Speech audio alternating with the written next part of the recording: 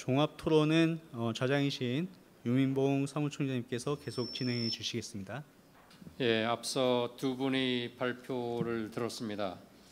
발표와 함께 토론에 참석하실 분들을 소개해 드리겠습니다. 우선 행정안전부에서 지역청년정책과 김혜정 사무관께서 참석하셨습니다.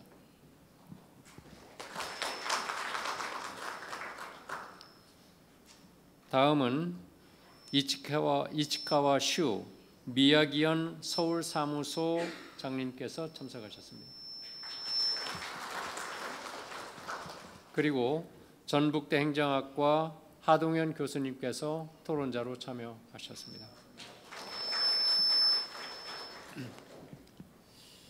앞서 두 분의 그 발표를 들으셨겠지만은 지역 경쟁력 강화와 지역 활성화라는 주제가 워낙 광범위하기 때문에 어떤 주제도 다 이 주제에 담아낼 수 있을 거라고 생각이 됩니다.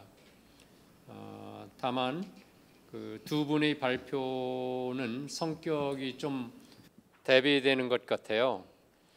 첫째, 와타나베 후토시 교수님의 경우에 그 민예 활동, 민예 작가들의 활동이 마을 그 살리기에 어떤 영향을 줄 수 있는지 상당히 마이크로하고 사례 중심적인 발표를 해주셨다면, 우리 박진경 연구위원님의 경우에는 그 지역 활성화 투자 펀드 또는 민간 공공 부분의 파트너십을 어떻게 활성화시켜서 경제적 측면에서, 그리고 대한민국의 지역 경제 활성화라는 상당히 매크로하고 총량적인 그 발표를 해주신 것 같습니다. 이 두 그 발표를 우리가 직접 이렇게 연결시키는 것은 쉽지 않겠지만은, 우선 세 분 토론자분들께서는 한 8분 정도로 발표에 대한 어떤 소감 또는 피드백, 그리고 질문 있으면 그 질문 발제자를 말씀해 주시고 질문을 해 주시고, 또 혹시 이 두 주제와 관련해서 그냥 정보를 공유하고 싶은 그런 부분도 충분히 토론으로 말씀해 주시면 되겠습니다. 우선 우리 김혜정 사무관께서 토론해 주시겠습니다. 네, 안녕하세요. 행정안전부에서 청년마을 업무를 수행하고 있는 김혜정 사무관이라고 합니다. 그 토론자이긴 하나 저희가 이제 그 안내받은 부분들이 그 중앙부처에서 추진하고 있는 청년마을 만들기 사업에 대한 소개를 좀 요청하셔서 그 부분에 대해서 좀 말씀을 좀 드리도록 하겠습니다. 앞서 그 구라요시 민예를 활용한 마을 만들기 사례하고 지역개발 사업에 대한 민간협력 추진 방안 너무 잘 들었고요. 저희 행정안전부에서는 그 지역 균형 발전 그리고 인구 감소 지역에 대한 부분들의 그 문제 해결을 위해서 그 비수도권하고 인구 감소 지역들의 청년 인구들을 좀 유입을 시키고 그들이 체류 지원을 통해 가지고 지역에서 청년들이 새로운 삶의 기회를 찾을 수 있게 하고 또 지역에 활력을 더할 수 있도록 2018년도부터 사업을 좀 추진한 바가 있습니다. 저희가 조금 그 오늘 들었던 일본 사례하고 좀 다른 부분들은 저희는 이 사업을 추진하는 주체를 아예 청년들로 좀 지정을 했었고요. 청년들이 가지고 있는 다양한 창의적인 시도와 그리고 그들이 갖고 있는 패기, 열정, 그래서 그들이 실패하더라도 뭔가 새로운 지역에서 어떠한 시도를 할 수 있을지에 대한 도전의 기회를 좀 주고자 2018년도에 좀 시작됐었고요. 어떻게 보면 2018년도에 크게 중앙정부에서 한 6억이란 예산을 들여서 목포라는 지역에서 청년들의 목포에 와서 그 공간들을 활용하고 또 체류하면서 지역의 활력을 좀 더할 수 있는 활동들도 좀 지원했었고, 18년도부터 20년도까지 한 3년간의 실험을 바탕으로 해서 2021년도 청년기본법이 생기면서 청년마을이 한 사업이 본격적으로 저희가 정책으로 좀 시작이 됐습니다. 이런 과정에 대한 부분들은 어떻게 보면 앞서 그 박진격 연구위원님께서도 말씀해 주셨는데, 한국의 어떤 수도권 일극 집중 그리고 지방 위기 말씀 주신 바와 같이 저출생 현상이 계속되고 지방은 여전히 청년들이 계속 수도권 쏠리다 보니까 계속 그 손실되는 부분들이 있다 보니까 그 청년들의 지역을 떠나지 않고도 지역에서 자신들의 능력과 꿈을 이룰 수 있도록 이렇게 지원한 정책이라고 보시면 될 것 같고요. 2018년도를 시작으로 해서 작년까지 전국의 총 39개 지역에 저희 청년마을 사업들을 지원하고 있습니다. 저희가 기본적으로 할 때는 그 비수도권과 인구 감소 지역을 우선을 하고 있고, 이 39개 중에 한 29개가 인구 감소와 인구 감소 관심 지역 이렇게 편성돼 있다고 보시면 될 것 같고요. 앞서 마을 만들기에 대한 설명하셨을 때도 가장 핵심으로 말씀하셨던 게 지역의 어떤 특화 그리고 활용하는 어떤 자원들을 개발해야 된다라고 하셨는데, 저희도 이제 청년마을 사업들을 추진할 때 청년들의 관점에서 이 지역에 우리 지역에 어떠한 것들을 가지고 또 다른 청년들이 지역에 올 수 있게 할 것인지에 대한 킬러 콘텐츠를 좀 찾도록 하고 있고, 실제 그거를 기획부터 운영까지 청년들이 직접 하도록 하고 있고요. 단순히 청년들만 그 소그룹으로 진행하는 것도 아니라 그들이 기획한 부분들이 지역사회 내에서 다양한 주체 간 협력을 통해서 시행하고 있습니다. 저희가 청년들을 좀 지역으로 유입시키려고 하는 부분이 있다 보니까 기본적으로는 도시권 또는 외지 청년들이 그 지역을 좀 경험해보고 할 수 있도록 지역 살아보기란 프로그램들을 진행하고 있고요. 결국에는 단순히 관광인구로서 다녀가는 것이 아니라 그 지역에 관심을 갖고 그리고 그 지역에서 어떤 주민으로 뿌리를 내리게 하려면 지역사회 다양한 관계, 커뮤니티 형성이 좀 중요하기 때문에 필수적으로 주민 교류나 소통들을 좀 강화하고 있고, 그거를 먼저 지역에 정착한 청년들이 같이 연결해주는 가교 역할들도 하고 있습니다. 뿐만 아니라 지역에서 청년들이 뿌리를 내고 살려고 한다면 결국에는 어떤 경제 활동이 좀 뒷받침돼야 되다 보니까 이 청년마을 만들기 사업을 통해서 청년들이 본인들이 할 수 있는 어떤 창직이나 창업 활동을 탐색하거나 실험할 수 있는 부분들을 지원하고 있고요. 그러한 활동들을 통해서 청년들이 방문했던 그 지역, 또 다른 새로운 지역에서 뿌리를 내릴 수 있도록 지원하고 있습니다. 앞서 저희 국장님께서 말씀하셨을 때처럼 이 청년마을 사업이 2018년도부터 작년까지 한 5,000명 정도의 청년들이 참여를 했고, 그리고 관련해서 실제로 저희가 한 쭉 매년마다 데이터를 계속 보고 있는데 한 600여 명 이상 청년들이 비수도권과 인구 감소 지역에 정착했었고요. 이 정착에 대한 기준들은 저희가 지역에서 어떤 취업이나 창업한 숫자를 기준으로 했다고 보시면 될 것 같고, 단순히 지역에 정착한 걸로 끝난 게 아니라 다음 달에도 저희 청년 한 명이 또 결혼한다고 하는데, 이 친구들이 지역에서 뿌리 내리면서 내가 주민으로서 이렇게 다양한 그 활동들을 하면서 또 결혼이나 출산까지도 연결하다 보니까 인구 증대에 대한 기여, 이러한 의미 있는 변화까지도 만드는 부분들이 있습니다. 맨 처음에 말씀드렸던 목포 같은 경우도 저희가 2018년도에 단년도로 지원하긴 했지만 이 청년들이 그때 실험했던 것들을 바탕으로 자기들만의 비즈니스화가 계속되고 그걸 지역 베이스로 하다 보니까 작년까지 5,800명 정도의 생활인구가 지역으로 유입시키는 이런 그 앵커 조직으로서 역할을 하게 됐고요. 뿐만 아니라 저희가 가장 강조하는 것들이 지역의 다양한 주체에 대한 네트워킹이나 교류 협업에 대한 강조를 하다 보니까 지역에 뭐 게스트하우스를 하는 소상공인들 아니면은 요식업을 하는 분들이랑 같이 해서 어떤 패키지를 만든다거나 투어 상품 해서 진행한다거나 해서 같이 협업하다 보니까 약 13억 원 정도의 경제적 가치까지 좀 창출한 바가 있습니다.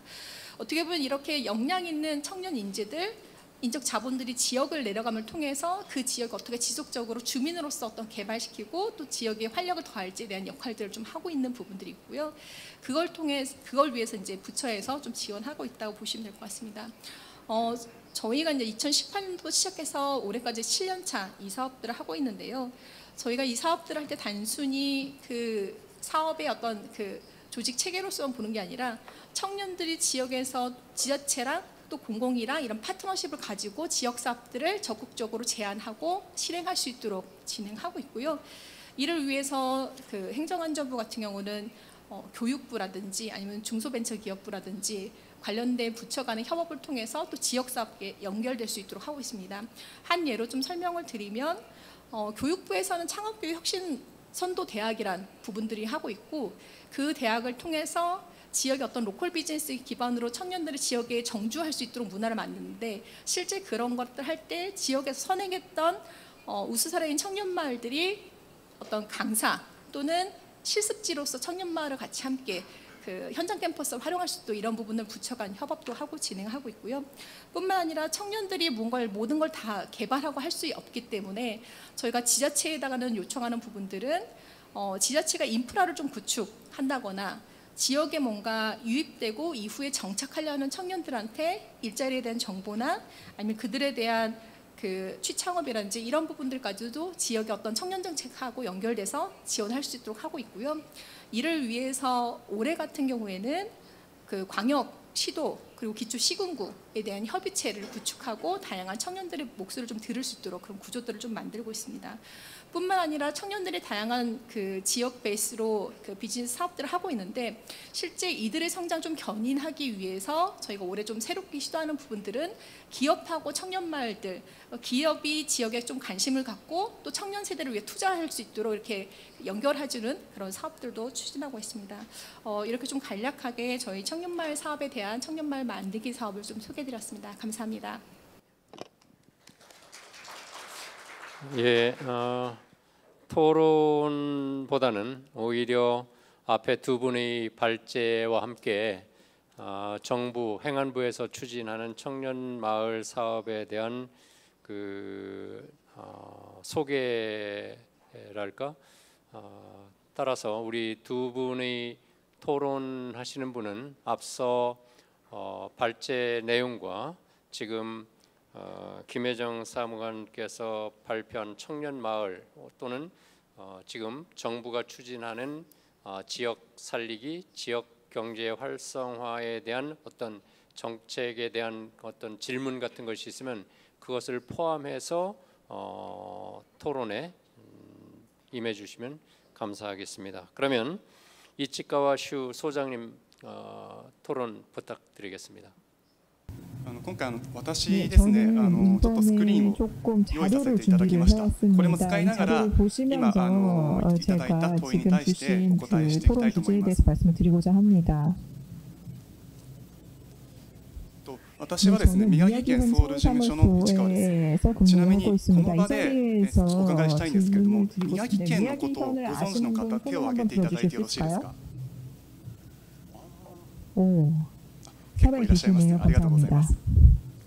はじめにこれからすでにお話しいただいた皆さんにコメントしようと思うんですけれども、それにあたっては宮城県の事例を交えながらお答えしようと思います。そのために宮城県のことについて簡単にご紹介した後に話をしたいなと思います。네, 시간이 별로 없기 때문에 간단하게만 말씀드리겠습니다. 저희 미야기현은 일본의 동북 지역에 위치하고 있습니다. 인구 230만 명 정도이고요. 중심 도시는 센다이시라고 보시면 됩니다. 그래서 주요 산업은 식산업 그리고 제조업이 되겠습니다. 그리고 한국에서 오시기 위해서는 인천공항과 센다이공항 간 매일 정기적으로 한 편 직항이 있습니다. 그리고 신칸센이 1시간 30분 정도로 센다이시에 오실 수가 있습니다. 도쿄에서. 조금 더 말씀을 드리면 굉장히 풍부한 식재료가 나는 곳이다 보니까 일본 술 그리고 쌀 그리고 해산물이 굉장히 풍부하게 제공이 되는 곳입니다. 그리고 쌀에 속기 전에 한 가지만 더 말씀을 드리면은 일본과 한국과 마찬가지로 인구 감소, 저출산 고령화, 지방 과소화의 문제를 안고 있습니다. 이러한 과제와 관련해서 미야기현이 위치하고 있는 동북 지역에서는 그 선진 지역이라고까지 얘기가 될 정도로 과제 해결을 위해서 지역 활성화를 위한 노력이 굉장히 필요한 것입니다. 그러한 가운데 2011년에 동일본 대지진이 발생을 하게 되었습니다.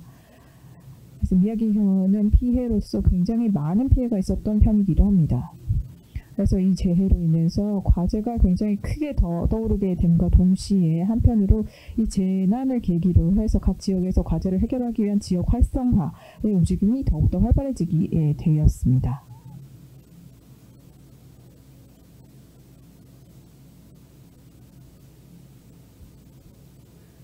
그래서 오늘 발표에 대한 저의 코멘트를 드리겠습니다. 아까 와타나베 교수님의 말씀이 굉장히 인상적이었는데요.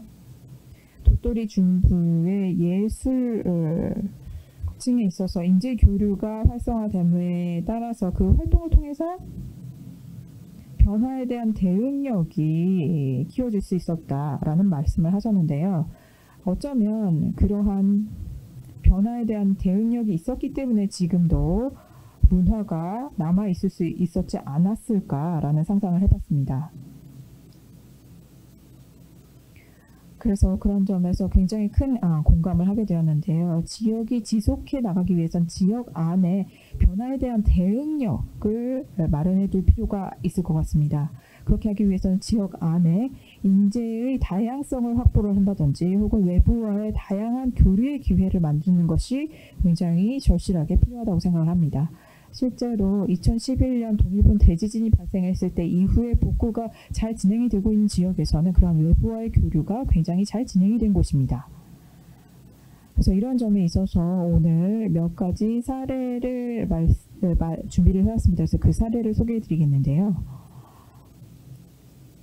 그 중에 하나가 오나가와조, 오나가와 마을입니다. 이곳은 미야기현의 연안에 위치하고 있는 곳입니다. 그래서 생선이 많이 잡히는 곳인데요.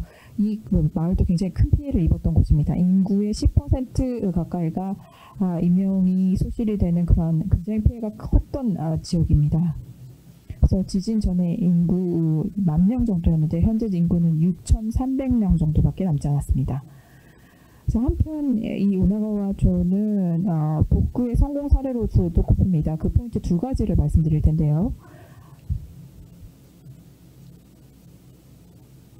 그중 첫 번째가 중단에 나와 있는 인구 감소 하에도 굉장히 활기를 유지할 수 있는 그런 마을, 그리고 또 한 가지가 활동 인구의 창출이 되겠습니다.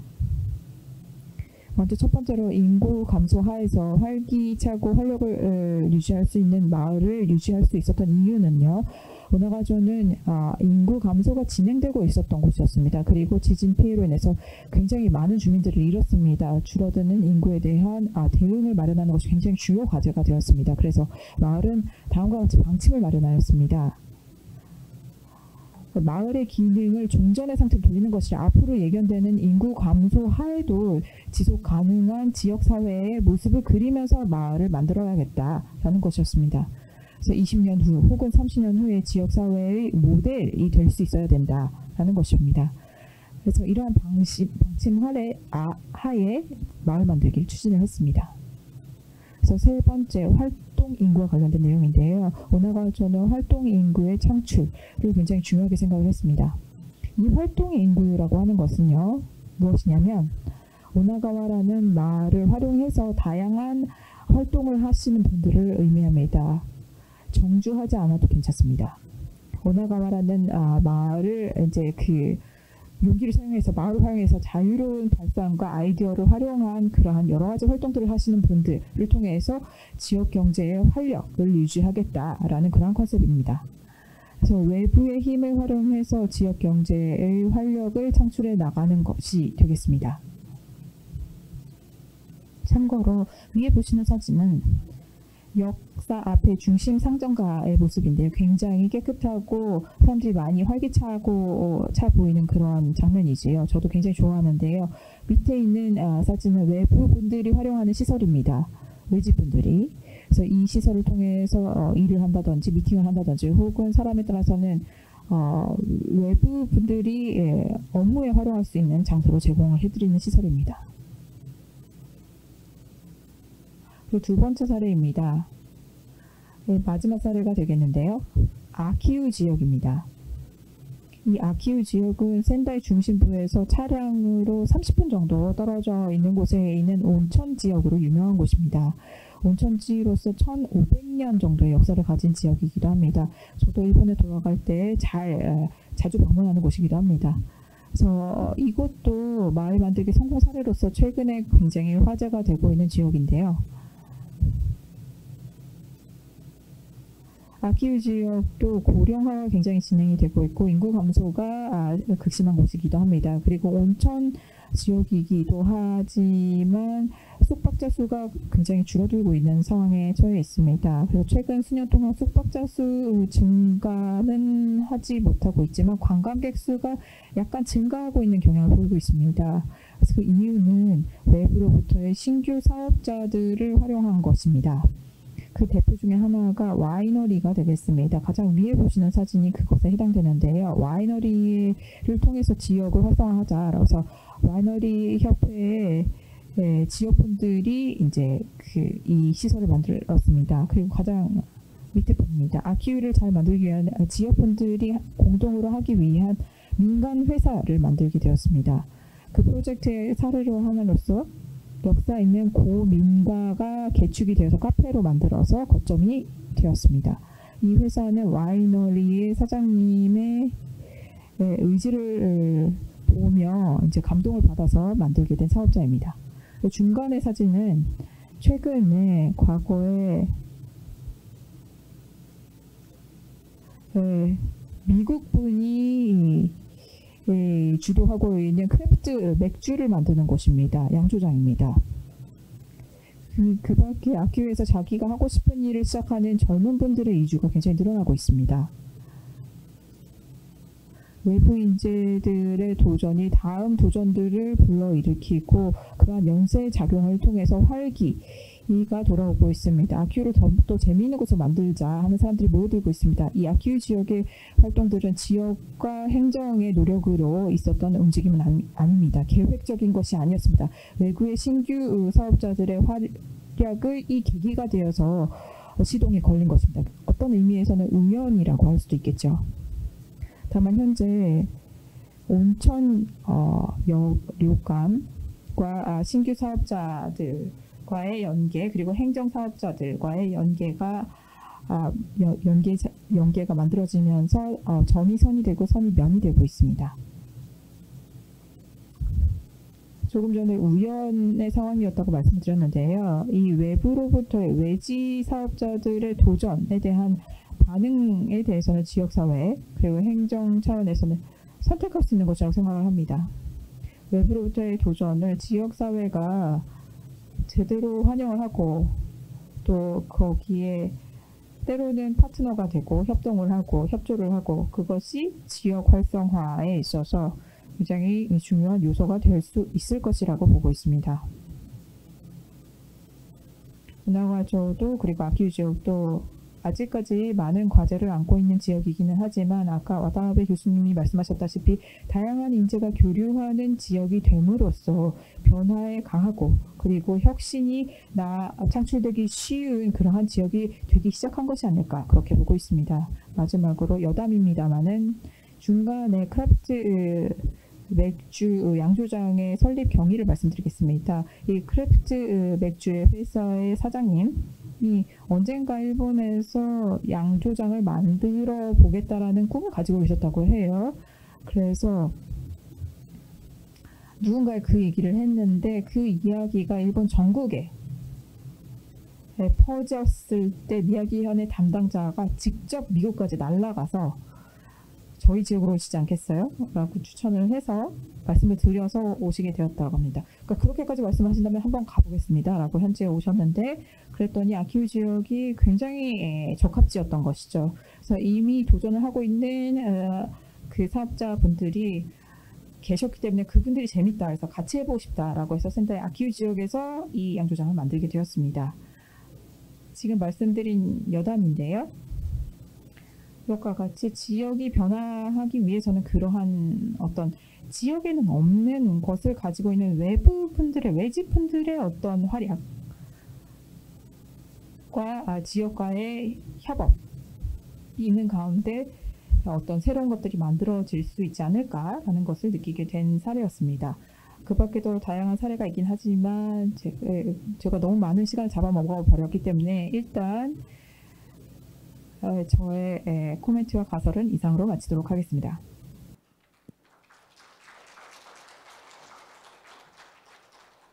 예, 전북대학교 행정학과에 근무하고 있는 하동현입니다. 오늘 우리 한일 세미나에 토론의 기회를 주셔서 정말 영광으로 생각하고 있습니다. 오늘 뭐 다양한 발표와 여러 가지 말씀을 이제 들어왔는데요.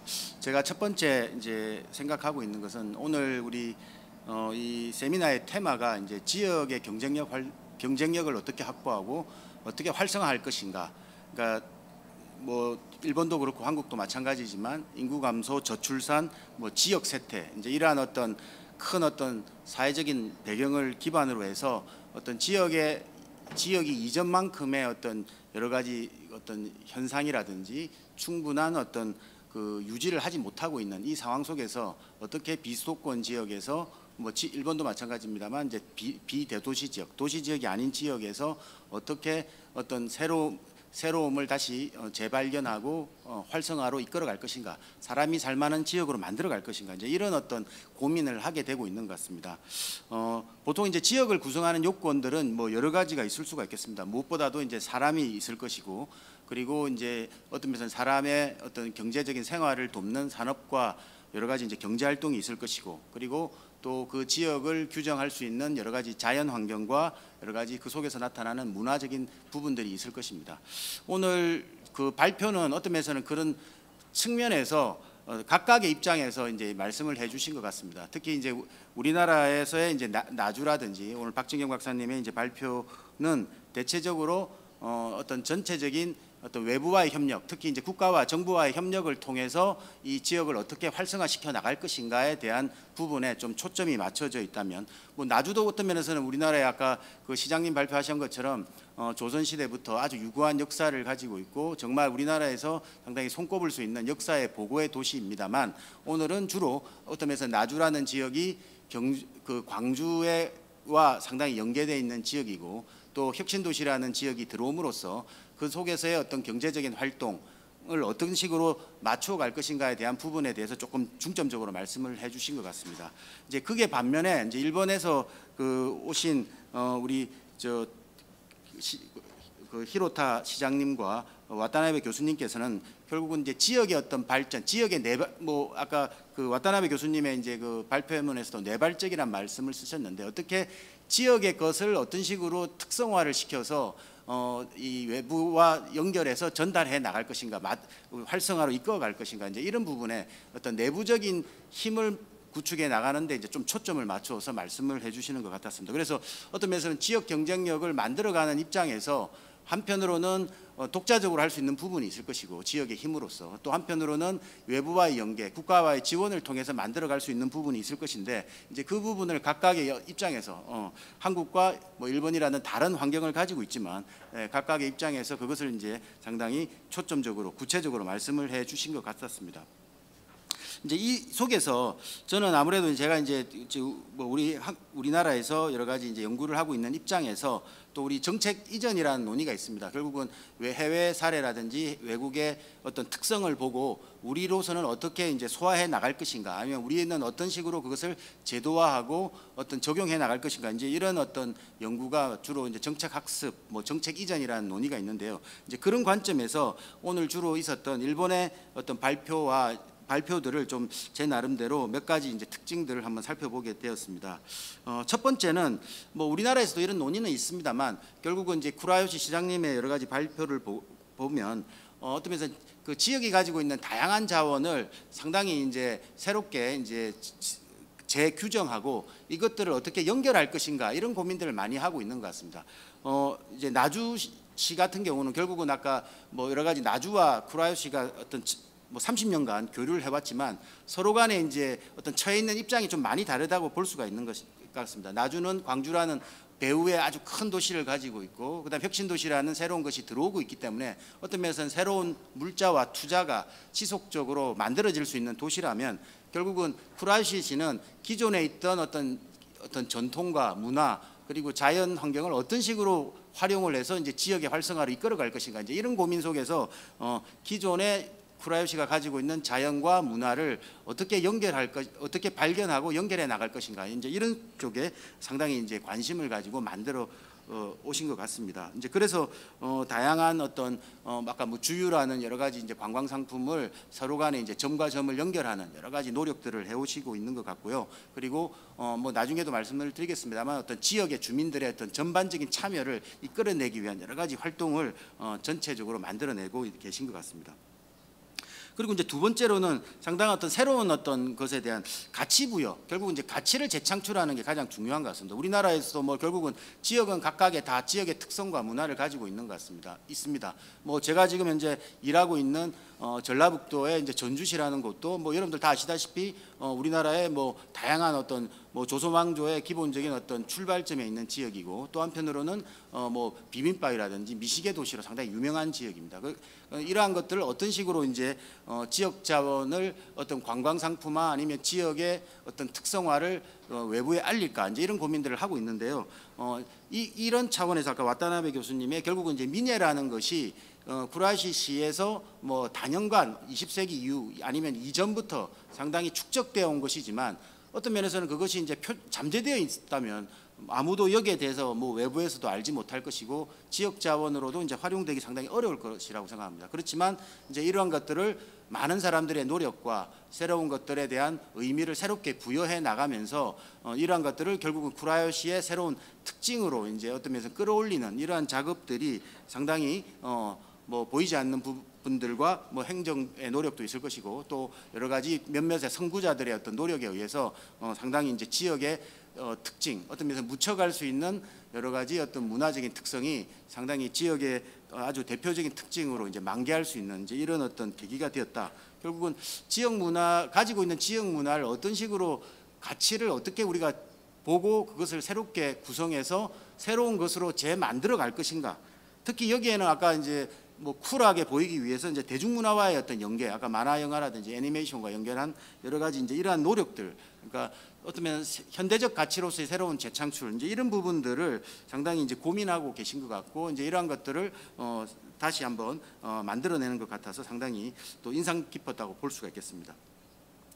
그리고 이제 세 번째로는 결국은 저는 이제 참여에 대한 문제인데요. 여기 보니까 아까 이제 시장님의 말씀에서도 보면 여러 가지 초중등 학생들이 뭐 실제로 그 뭐 미술관이 만들어지면서 그에 대한 여러 가지 것들, 뭐 여러 가지 주변에 새로운 어떤 뭐 가치, 이제 그러한 그 미술관에 대한 인식을 만들어내기 위해서 이제 뭐 만들기 같은 것을 행사를 통해서 이 참여를 시키고, 그리고 어떤 고등학생들이 지역의 특산물을 뭐 만들기 위해서 함께 뭔가를 만들어내는, 그리고 또 마을의 단체들이 어떤 그 구시가지의 여러 가지 그 여러 관광 상품에 있어서의 그 함께 걷고 뭐 뭔가를 재발견하는 것에 이제 참여하는 이제 이런 부분들이 상당히 또 인상 깊었고요.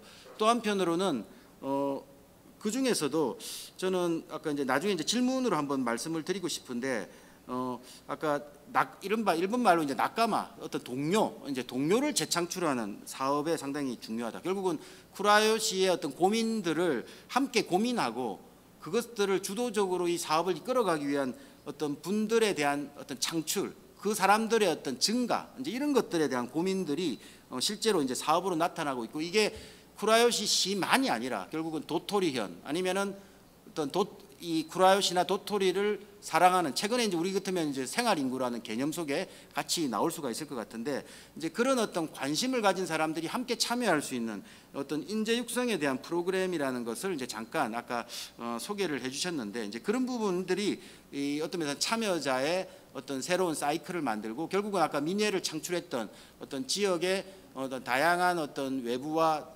내부와의 어떤 인사들의 교류를 만들어가는 하나의 어떤 참여의 공간을 구축해가는 이제 이런 어떤 부분들을 만들 수 있는 하나의 어떤 원동력이 될 수 있을 것 같은데, 이 프로그램들이 실제로 어떻게 진행되고 있는지를 한번 나중에 좀 말씀을 해주셨으면 좋겠고요. 또 하나가 제가 이제 관심을 가졌던 게 이제 이른바 그 데이터 정비 사업이었습니다. 결국은 뭐 우리도 뭐 여기 이제 오늘 행안부에서도 나오셨지만 결국은 통계청도 마찬가지고, 앞으로 이제 지자체가 지역의 활성화를 하기 위해서는 다양한 이제 뭐 어떤 운영에 있어서의 어떤 그 데이터 관리만이 아니라 또 한편으로는 이 데이터를 에 대한 어떤 특징화된 데이터를 어떻게 모을 것인가. 제가 예전에 가보니까 어떤 일본에서 보니까 뭐 라면, 이거는 뭐 어떤 언론에서 하는 게 아니라 실제로 지역에서 이런 조사를 좀 하더라고요. 그러니까 뭐 라면에 대한 관련된 어떤 순위를 전국적으로 조사한다거나 아니면은 어떤 뭐 문화적인 측면에서의 어떤 특징적인 것들을 이제 조사를 해서 어떤 지역은 이것이 상당히 뭐랄까 특징적이다. 예를 들어서 뭐 비빔밥, 우리 뭐 한국 같으면 뭐 비빔밥이 전국적으로 있지만 실제로 전주 비빔밥이 맛있는지 맛없는지 뭐 아니면은 진주라는 지역도 비빔밥이 또 있잖아요. 그리고 이제 그런 어떤 랭킹 아니면 그게 관련된 어떤 맛집에 대한 랭킹도 충분히 어떤 전체적인 공공의 데이터 속에 영역에 들어와서 그것을 활용해서 뭔가를 또 창출할 수 있는 부분들이 좀 있다고 보는데, 그게 관련된 여러 가지 아까 지역 특징화를 하기 위한 DB 사업이라는 부분이 아까 눈에 띄어가지고 실제로 어떻게 진행되고 있는지 이제 이런 부분들을 한번 좀 말씀을 좀 해주시면 훨씬 더 이해를 도울 수 있다고 생각합니다. 이제 그렇게 해서 제가 뭐 종합해 보면 결국은 이제 지역 일본에서 현재 나오고 있는 어떤 면에서는 큰 사례는 아니지만 작은 사례지만 어떤 지역의 어떤 연계 그리고 어떤 지역의 어떤 가치를 새롭게 재창출하기 위한 여러 가지 노력들, 그리고 어떤 지역에 이 고민하고 뭔가를 만들어가는 사람들을 활용하고 이 확대하기 위한 노력들, 이제 이런 부분들이 어떤 면에서는 우리나라에서 어떤 면에서는 조금 현재 조금 상당히 인상적이었고 좀 이러한 사업들에 관련된 부분들도 우리도 좀 더 좀 구축해 나갈 필요가 있지 않을까 이제 그런 생각이 들었고요. 마지막으로 이제 박진경 박사님한테 이왕이면 하나 질문을 해드리도록 하겠습니다. 아까 그 지역 활성화 투자 펀드에 대한 상당한 이제 다양한 설명을 해주셔서 저 역시도 상당히 이제 앞으로 이 아까 어떤 지역의 특성화를 하는데 이러한 투자 펀드가 또 상당히 잘 활용됐으면 좋겠다 이제 이런 생각이 많이 들었는데, 결국은 이제 아까 그 발표에서도 말했지만 이것을 어떻게 활용할 것인가에 대한 지자체의 상당히 역량이 상당히 중요하다라는 생각이 들었고요. 또 한편으로 또 중요한 측면은 이러한 투자를 결정하는 어떤 투자를 한다 펀드라는 것이 3천억이 구축이 돼 있으면 어떤 이것이 상당히 유망하고 앞으로 투자 가치가 있다라는 것을 판단해내는 뭐 지역의 역량도 중요하지만 그것을 또 심사할 수 있는 그 역량도 중요할 수 있다고 생각합니다. 결국은 투자를 누가 하는지, 누가 결정하는지, 이런 것에 대해서 현재 지금 어떻게 진행되고 있는지 이제 이런 부분들이 조금 추가적으로 설명해 주시면 앞으로 지자체나 아니면 다른 지역에서도 이제 이런 것들을 좀 더 제도를 좀 활성화할 수 있지 않을까 그런 생각이 들었습니다. 예, 이상입니다. 네. 토론에 참여해 주신 이치카와 소장님하고 하동현 교수님 감사드립니다. 우리 플로어에서 한 두세 분 정도 간단하게 질문하실 분 손을 드시고 자기의 소속과 이름 그리고 질문하시는 분이 누구인지 지명해 주시고 간단하게 질문을 해 주시면 되겠습니다. 손을 들어 주시기 바랍니다.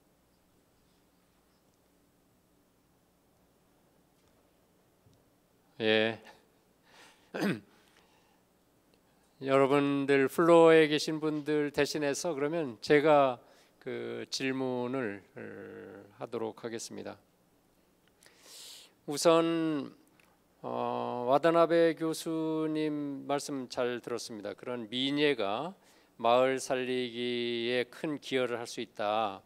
저도 한국에서는 이제 전통 공예라는 말을 많이 쓰는데요. 정말 한국의 그 큰 자산입니다. 문제는 이분들이 고통받고 있는 것이 두 가지인데, 하나는 승계자를 구하기 힘들다는 것. 그러니까 자기 그런 전통 그 민예를 그 기술을 전수받을 제자가 없다. 그 제자가 없는 가장 큰 이유는 경제적 소득을 충분히 얻기 힘들다는 것, 이것인 것 같아요. 그래서 일본의 경우에 아까 말씀하신 그 경우에 그런 부분이 어떻게 그 해소되고 있는지, 또 그런 민예품이 일본에서 미치노 액기가 상당히 이제 보급되어 있지 않습니까?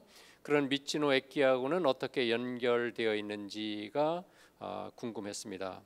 또 우리 그 박진경 연구위원님께는 이제 이치카와 소장님께서 그 말씀해 주실 때 일본 그 마을의 경우에 상당히 자발적으로 투자가 유치되었단 말이죠. 외부에서 내가 이 지역에 가서 맥주 공장을 한번 만들어 보겠다. 그런 자발적 민간 투자가 이루어지면은 가장 이상적일 텐데 우리나라에서는 그러지 못하니까 지금 중앙 정부가 나서서 투자 펀드까지 만들었다는 거죠.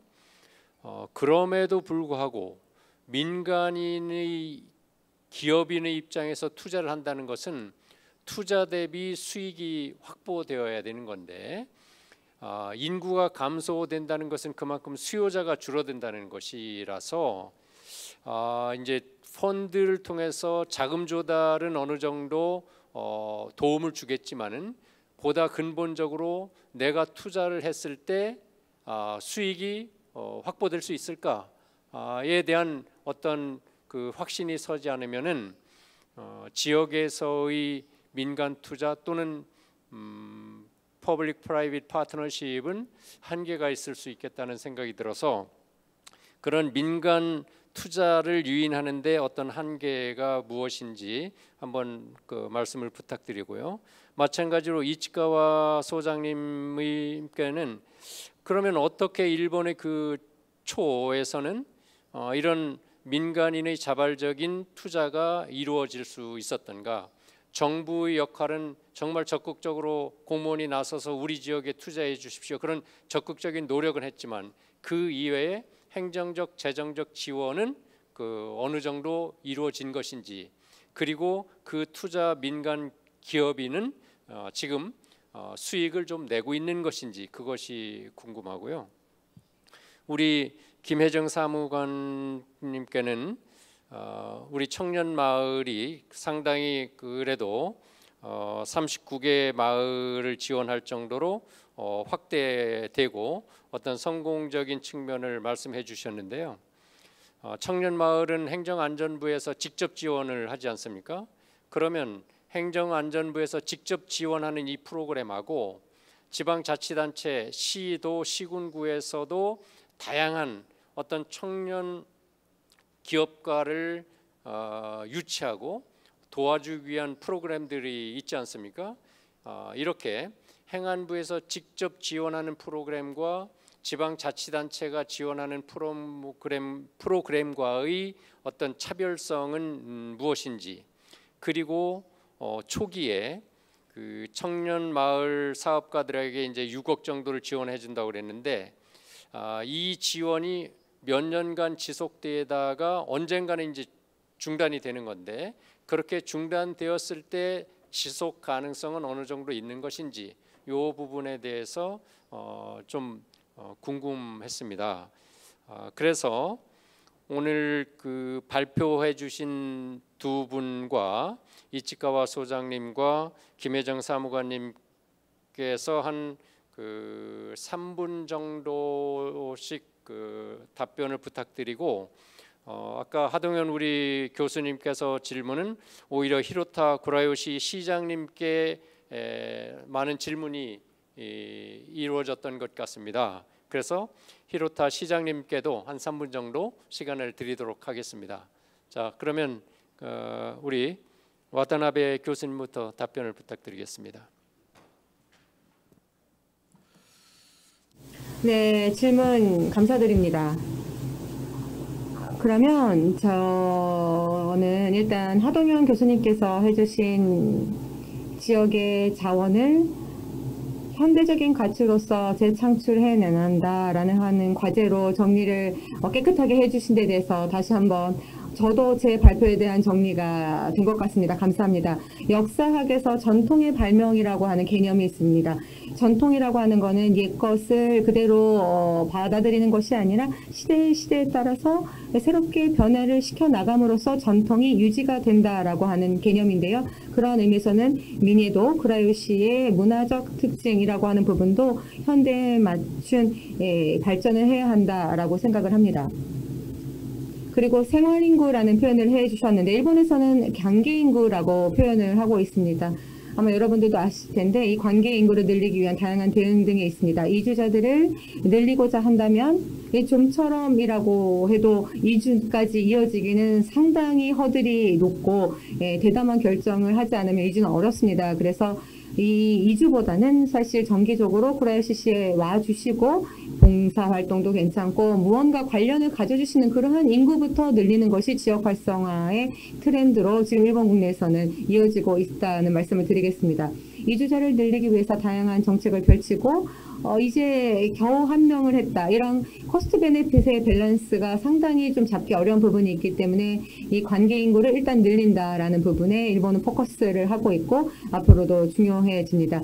그러한 대응과 관련해서는 아마 쿠라요시의 시장님으로부터 설명이 있을 것 같습니다. 그리고 한국의 이 전통 후계자들이가 좀처럼 나타나지 않는다라고 하는 사무총장님의 말씀, 그리고 이렇게 장인분들께서 경제적 이득을 얻을 수가 없다라고 하는 그런 문제와 관련해서 조금 의견을 말씀을 드리자면 일본에서는 전체적으로 봤을 때 그 손으로 작업을 하시는 그런 공예 아무래도 고령자분들이 많이 하시기 때문에 그만큼 일을 이어서 하는 후계자들이 없습니다. 일본에서는 20대, 30대 혹은 40대에 이르는 청년이라고 불리는 세대들이 미니에 관심을 그런데 한편으로는 가지고 있고 이런 사람들이 늘어나고 있습니다. 그 배경은 일본의 민예관, 무지르시 양품의 디자인 관련을 하셨던 그런 분들이 실제로 참여를 하고 계십니다. 우리는 무인양품으로 입점이 되어 있죠. 그리고 셀럽샵 같은 곳에서 미니품이 실제로 판매가 되고 있기 때문에 젊은이들이 이러한 미니품에 대해서 실제로 대형 브랜드가 이렇게 판매를 하기 시작하면서 서서히 관심을 갖기 시작한 배경이 있습니다. 그래서 이 쿠라요시시의 도자기와 관련된 자기들 소개를 해드렸죠. 그 야마모토시 전통 공예점을 하고 계시는 분들도 40대 전반 이렇게 청년들이 참여를 하고 있는 참여율이 높아지고 있습니다. 그리고 이제 이 도로에서 휴게소를 운영하면서 판매소를 하고 있는 일본의 미치노에키라고 하는 길의 직판매가 기본 원칙입니다. 그래서 직판 생산자가 이익을 바로 얻을 수 있는 그런 구조가 되어 있는 미치노에키가 활성화되어 있다는 것이 일본의 장점이고 지역의 그런 특산품들이 이러한 것을 통해서 고객분들에게 팔리기 때문에 고객분들도 현지의 직송으로 생산품을 사실 수 있습니다. 그래서 이러한 가운데도 지역의 미니품이 등장을 하기 때문에 여기서만 살 수 있는 그곳에서만 만들어지는 특징적인 미니품을 살 수 있다, 구매하실 수 있다라는 그러한 부분이 이 미니와 잘 어우러져서 장점으로 발휘가 되고 있는 것 같습니다. 저는 이상입니다. 네, 그러면 우리 발제자이신 박진경 연구위원님 부탁드리겠습니다. 네, 그 투자를 결정하는 것들을 하동현 교수님께서 물어보셨는데요. 이게 사실 지금 현재는 지역 활성화 투자 펀드가 기획재정부 산하로 추진 체계가 만들어져서 이루어지고 있기 때문에 투자를 결정하는 것은 모펀드 운영위원회가 따로 있습니다. 거기서 이제 전체적인 그 자펀드에 출자하는 대상을 심의를 하고요.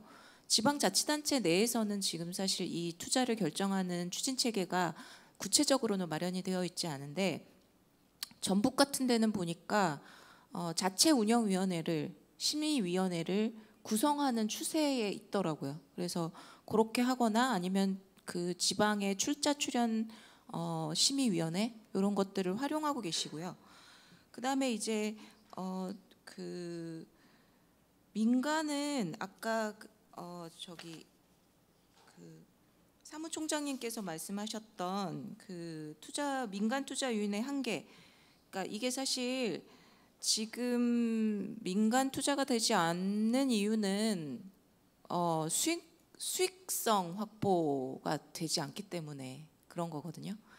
그래서 일단 민간은 수익성이 확보되지 않는다면 들어오지 않습니다. 그래서 지금 현재 GR-펀드 같은 경우는 전국을 대상으로 놓고 수익성이 가장 높은 사업부터 차차차차 하고 있기 때문에 그나마 전국 비수도권을 대상으로 했을 때 수익성이 가장 높은 사업을 위주로 4단계의 수익률 검증을 거칩니다. 그래서 SPC 설립 단계에서 검증을 하고 자펀드 운영사에서 또 검증을 하고 모펀드 운영위원회에서 또 검증을 하고 이 SPC가 대출을 받으려면 대주단에서 또 검증을 하고 이런 굉장히 복잡한 그 수익성 검증하는 단계에 거치고 있기 때문에 지금 현재는 사업이 좀 추진이 되고 있지만 사무총장님 말씀대로 민간 투자 유인을 좀 극복하기 위한 다양한 방법들이 지금 현재 모색되어야 할 필요성이 있습니다. 네, 이상입니다. 네, 그러면 이치카와 소장님 말씀에 어떤 답이 조금이라도 있으면 좋겠습니다. 네, 질문 감사드립니다. 제 발표에 이어서 보충을 해주시는 그런 질문이었던 것 같습니다. 몇 가지 질문이 있었죠. 먼저 첫 번째로 이 정부 자금이 투입이 되었는지에 대한 질문이 있었습니다. 근데 오늘 오나가와 정과 두 지역에 대한 설명을 드렸습니다만 오나가와 정은 많은 정부 예산이 투입이 됐습니다. 재해가 발생을 했고 지진 피해, 쓰나미 피해가 있었습니다. 미야기 현의 각지는 정부 복구 자원이 많이 투입이 되었는데 그 안에 잘 이것을 활용한 지역과 그렇지 못한 지역이 있습니다. 정부 예산이 투입이 되면서 잘 된 곳은 오늘 말씀드린 오나가 정과 같이 외부 인재를 잘 활용을 하면서 복구를 추진해 나가는 지역입니다. 그리고 아키우 지역은요, 기본적으로는 정부 관련 자금은 투입이 되지 않았습니다. 기본적으로는 민간 자본으로 운영이 되었습니다. 다만 이 민간 자본과 관련된 말씀을 드리면 사회적 의의를 창출해낼 수 있는 사업에 지원을 하는 그런 기금에서의 지원이라던가 금융기관의 융자가 주된 내용이 되겠습니다. 자, 그리고 두 번째 질문으로 주신 그럼 실제로 이 새로운 사업 도전이라던가 지역이라고 하는 부분은 수익을 실제로 창출하고 있는가라는 질문으로 요약을 해볼 수가 있을 것 같은데요. 아키우는 지금 앞으로부터라고만 대답을 드리도록 하겠습니다. 이제 향후로 지켜봐야 될 것 같고요. 그렇기 때문에 이 수익성이 있었기 때문에 예를 들어서 맥주 회사가 들어왔다라고 말씀을 드리기보다는 이곳에 들어옴으로써 함께 공동으로 뭔가 플레이할 수 있는 주체가 생겼다라고 보는 편이 맞습니다.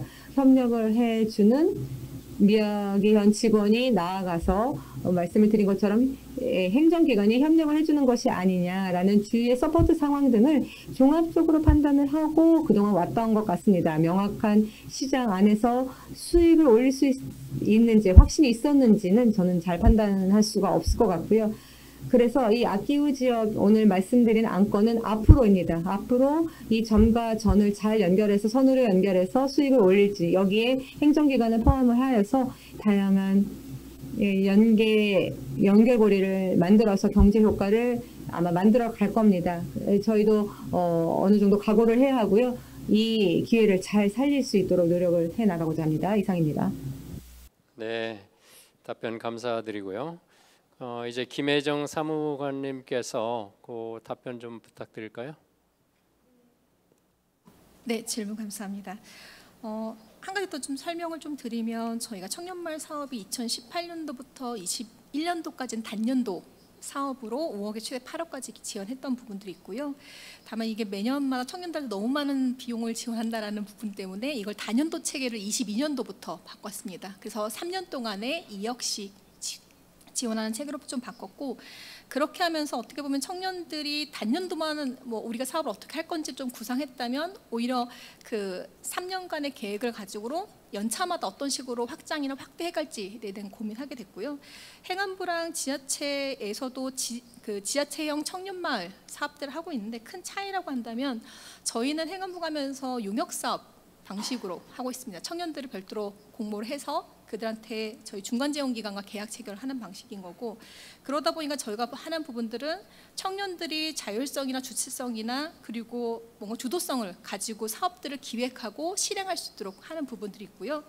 다만 그러다 보니까 오히려 저희는 같이 파트너 형태로 해서 우수한 청년 파트너들, 청년 인재들, 리더들을 발굴한다라는 입장인 거고, 지자체 같은 경우에는 이제 보조 사업으로 하다 보니까 아무래도 이 사업들을 하긴 하지만 약간 시혜적인 부분들도 있고 그 한정된 것 안에서 뭔가 틀을 벗어나지 못합니다. 저희는 틀을 벗어나라라고 요구하고 있어서 부처가 지원하는 것들이 약간 시드머니라고 생각을 하고 이걸 어떻게 다양한 자원들을 또 발굴해서 붙일 수 있을까를 고민하라고 하는 부분들이 있고요. 지자체 사업들은 그 지원되는 재원 안에서 사업들을 하기 때문에 약간 그런 부분들이 자율성과 그리고 약간 시혜적인 보는 이런 차이가 좀 있지 않나 싶은 부분들이 있고요. 앞서 한번 설명드린 것처럼 현재로는 2억씩 3년간 지원하는 체계로 되고 있고요. 저희가 단순히 사업비만 지원하는 게 아니라 전문 중간기관을 통해서 전문가 자문이라든지 아니면 청년들이 또 지역 사업들이 어떻게 하고 되는지에 대해서 다양한 홍보에 대한 부분들도 함께하고 있고, 이게 각각 지역에서만 하는 게 아니라 39개 지역들이 자주 교류 소통하게 하고 있어요. 그래서 보면 다양한 문화의 파트도 있고 그리고 어떤 제품 베이스도 있고 한데 서로가 지역에서 어떠한 활동들을 하고 있는지 서로 소통하고 정보 고류하고 또 선진 사례도 서로 답습할 수 있도록 좀 하고 있고요. 그런 부분에서 좀 차이가 있지 않나 싶고요. 저희가 이 3년 체계로 가면서 가장 크게 주목하는 부분, 그리고 올해 새롭게 시도하는 부분들이 청년마을 사업이 2018년도에 목포처럼 지원 종료 이후에도 목포가 벌써 올해가 6년차 사업들을 자생적으로 계속 해내고 있습니다. 이런 모델이 나올 수 있도록 그 2년차, 3년차 때는 1년차 때 했던 것들 바탕으로 우리만의 지역에서 이걸 지속하기 위한 비즈니스가 무엇인지 이 3년 동안 그걸 테스트하고 적합한 모델들을 찾아내고 그걸 실행할 때 전문가나 기업들도 붙여서 같이 협업할 수 있는 구조, 이걸 바탕으로 수익할 수 있는 방안들, 이런 걸 같이 함께 모색하고 지원하고 있습니다. 네. 자, 저희들이 그 질문과 답변을 통해서 많은 것을 또 학습하고 있는 것 같습니다. 마지막으로 히로타 시장님께 마이크를 드리겠습니다. 네, 질문 여러분 감사드립니다. 네, 그 가운데서도 말씀이 있었던 사람을 키우고 마을을 키우는 코라요시시 프로젝트라는 이름으로 답변을 드리도록 하겠습니다. 그 교수님께서 해주신 질문 가운데 가치의 재창출을 위한 움직임 혹은 그러한 외부에서 오신 분들의 유입 어떻게 만들어 나갈 것인가에 대한 관련된 질문이었던 것 같습니다. 저희 코라요시 프로젝트도 본래는 일본의 관동 지역의 대형 철도 회사가 인재 양성 프로그램을 개발하고 그곳에 실험이라고 해야 할까요? 실증 시험을 펼치기 위한 하나의 방법으로서 저희 정도의 한 5만 명 정도의 인구를 가진 지방자치단체가 인재를 양성하고 지금 현재 지역에 계신 분들을 다음 마을 만들기의 중심 인물로 키워나가고자 하기 위해서 고안해낸 그런 프로그램이 있습니다. 그래서 이러한 고속철도의 시스템, 어떻게 성과가 실제로 올라가는지를 실제로 실증 시험으로 지금 현재 저희 도시에서 실시를 하고 있습니다. 그 중에 하나가 조금 발표해서 말씀드린 인재 양성 프로그램이라고 보시면 되겠고, 이 지역의 기업 임원분들이라던가 호란 이런 분들이 중심이 되어서 지역의 주민분들뿐만이 아니라 도쿄와 그리고 중앙과 각 기업의 임원분들이 함께 한 10분 정도 1대1 비율로 각각 참여해 주셔서 3일 동안 저희가 프로그램을 운영을 하면서 협의를 하시고 어떻게 스스로 만족들을 하시는지 일단 본인의 상황 혹은 본인의 생활부터 시작을 해서 그 지역 과제라던가 그러한 주제들을 점점 다뤄나가는 그런 프로그램이라고 보시면 되겠습니다. 그래서 이것을 한자리에 모여서 모두가 그런 아이디어를 나누고 이 3일 동안 본인의 웰빙은 이러한 곳에 있다라고 발표를 하고 이를 달성하기 위해서 지역 과제 해결을 위한 그런 움직임의 그 파워를 한번 적용을 해보자 라는 형식으로 작년부터 저희가 대응을 하고 있는 상황입니다. 이러한 중앙정부 차원의 뭔가 큰 뭔가 힘을 또 빌리면서 지역의 인재 양성을 확보를 하고 또 이를 더 규모를 키우고 여러 가지 시도를 하고 있는 상황입니다. 또 이치카와 소장님께서도 오나가와 정에 대한 마을 소개도 있었습니다만은 실제 이 쿠라요시 프로젝트도 일본의 국가 지방창생 교부금이 투입이 되어 있습니다. 그래서 전체로 말씀을 드리면 그러한 버철, 쿠라요시 사업, 이제 IT화를 위한 사업도 전부 다 포함을 시키면 아마 올해년도 한 일본 엔으로 총 사업비가 2억 엔을 넘는 그런 자금 가운데 한 50%는 일본의 중앙정부의 자금을 활용하고 있다라고 보시면 되겠고 사업을 추진하고 있습니다. 이렇게 일단 사람을 확보하고 그 확보된 사람들이 중심이 되어서 지역 주민분들께서 주체가 되는 실증형 지방창생, 일본의 균형 발전인데요. 이로 연결을 시켜 나가고자 하는 것이 저희의 대응이라고 말씀을 드리겠고, 그런 의미에서는 말씀을 해주신 하동현 교수님도 말씀을 해주셨지만 먼저는 중앙분들의 교류 인구의 관련으로 시작을 한국도 하셨을 수도 있지만 관계 인구로 더욱더 녹아들 수 있도록 저희가 더욱더 격상시키고 이렇게 인맥을 활용한 다음 단계의 프로세스로 저희가 발전을 시켜 나가고자 노력을 하고 있습니다. 그런 대응을 펼치고 있는 쿠라요시 시인데요.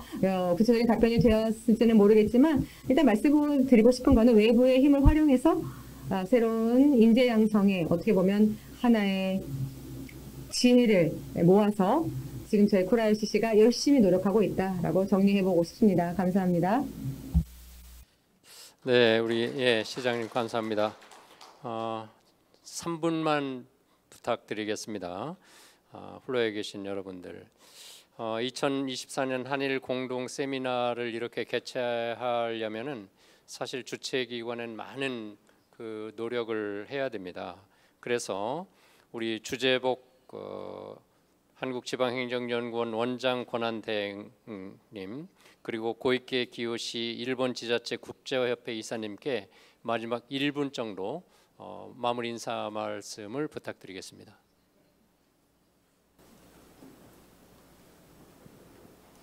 예, 제가 간단하게 인사드립니다.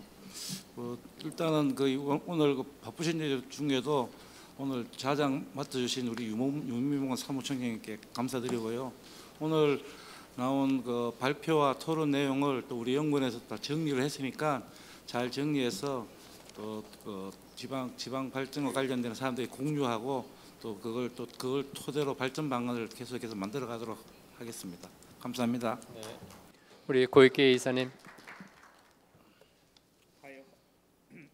네, 오늘 여러분들 대단히 수고 많으셨습니다. 15회째를 맞이한 회의였는데요. 그러한 가운데서 다양한 그간 논의들이 나왔던 것 같습니다. 오늘 서두에서도 말씀이 있었지만 폭넓은 주제로 사실 오늘 어떻게 진행이 될지 궁금한 상황에서 앉아 있었는데요. 여러 가지 각 지역의 사례도 발표를 해주셨고 그리고 함께 공유를 해주신 것 같습니다. 오늘 대단히 공부가 많이 됐습니다. 계속해서 이 한일 공동 세미나 지속될 수 있도록 저희 기관에서도 노력하겠습니다. 오늘 감사합니다, 여러분. 수고 많으셨습니다. 네, 정말 한국과 일본이 이런 공동 세미나를 통해서 상호 학습한다는 것은 굉장히 중요한 의미가 있다고 생각합니다. 저는 경제 성장과 그로 인한 어떤 부작용에서 한국과 일본은 경로의 유사성이 굉장히 크다고 생각합니다. 그동안 경제 성장과 부작용, 인구 감소를 포함해서 일본이 사실 한국보다 먼저 길을 갔고 먼저 문제를 진단했고 먼저 처방도 내렸다고 생각합니다. 그런 부분을 한국이 상당한 부분 벤치마킹하고 또 학습하고 있습니다. 또 다른 한편 한국은 한국 나름대로 새로운 여러 가지 경제 성장과 지역 감소 등을 포함한 인구 감소를 포함한 대응책들을 생각하고 있습니다.